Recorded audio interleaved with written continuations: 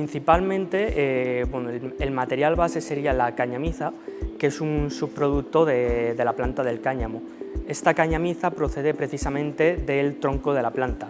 Entonces, ¿cuál es la ventaja de esto? Que principalmente el cáñamo es una de las plantas con mejores propiedades aislantes y estas propiedades también se mantienen dentro de la cañamiza. Nosotros somos, dentro del clúster español que se llama, somos el proveedor de la solución final que se va a instalar en los edificios piloto. Es decir, estos paneles prefabricados constan de un aislamiento y una parte de hormigón que en fábrica se unen. Nosotros fabricamos estas piezas y nos encargamos también de trasladarlas a la obra y realizar el montaje en la propia obra.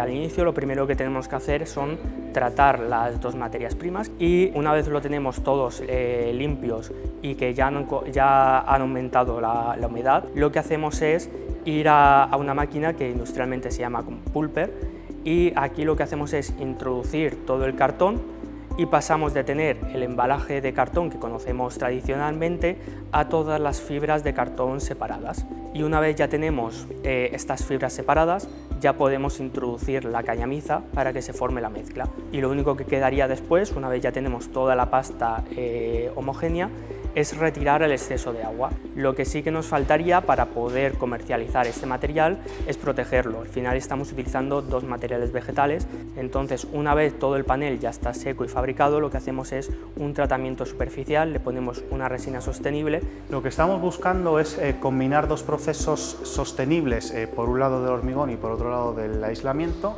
para crear un material con el menor impacto ambiental posible. Entonces el punto fuerte es desarrollar soluciones, digamos, que en volumen tengan poco material y que además ese material tenga un alto porcentaje de origen reciclado. Junto a este panel de hormigón, entonces incorporaremos estos paneles de aislamiento que vienen de cáñamo y cartón reciclado. Entonces ambos materiales tienen huellas de carbono, digamos, impactos ambientales muy bajos, precisamente por la incorporación de estos materiales reciclados y estos procesos circulares. En este caso, en la fábrica, lo que estamos haciendo son materiales aislantes para la construcción. Estos paneles realmente tendrían salida tanto para edificios de nueva construcción como para rehabilitaciones de edificios antiguos. Tendríamos los dos casos. La universidad son los centros donde está el conocimiento. Y el conocimiento para la industria muchas veces son ventajas competitivas.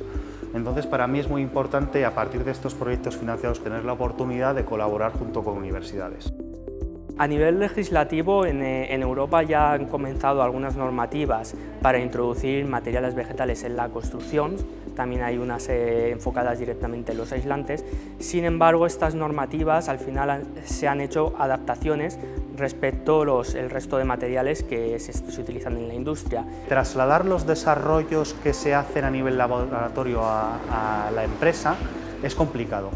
Uno, porque a veces es difícil dar ese salto de escala, y el segundo motivo a veces son las normas. Sin embargo, yo creo que el futuro va por aquí.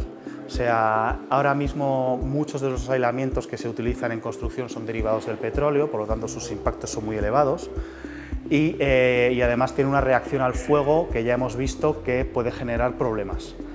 Entonces lo que se está buscando son alternativas que hoy por hoy no funcionan tan bien como esos aislamientos comerciales. Estos paneles, por ejemplo, no tienen unas prestaciones tan óptimas como los otros, pero parte del trabajo de estos desarrollos es llegar a ese mismo nivel. Y sobre todo, aunque aún nos faltaría realizar ensayos, en este caso lo que estaríamos proponiendo también es que no solo actuaran como aislantes, sino que pudieran actuar como un filtro para todos los gases que hay en la ciudad. Además, pienso que es importante que la industria esté cerca de la universidad para que no se desvíen del camino de la realidad industrial. Y yo lo veo muy positivo para ambas partes, porque la industria crece, aprende y está en el estado del arte, y porque la universidad tiene motivaciones para seguir investigando y además investiga cosas que tienen aplicaciones reales. Con este proyecto lo primero que estamos realizando es validar la fabricación industrial a partir de la planta piloto, y luego además estos paneles los introduciremos en un edificio en Sant Boix, en Barcelona,